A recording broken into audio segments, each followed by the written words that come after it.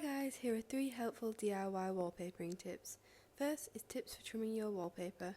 Try out a smoother to get into those hard to reach places. It's a helpful tool to use and works well for guiding along those trims.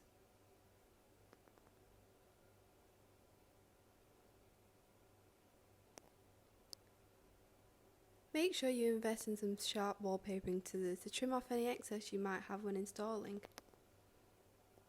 Next is tips for fixing your wallpaper seams. Use a tool that can help you angle where your seam is popping up from.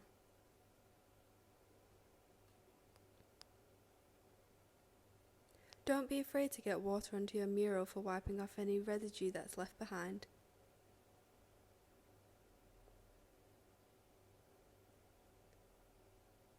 After this is tips for removing your wallpaper.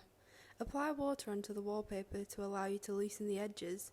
Invest into a good scraper that allows you to pry underneath your wallpaper.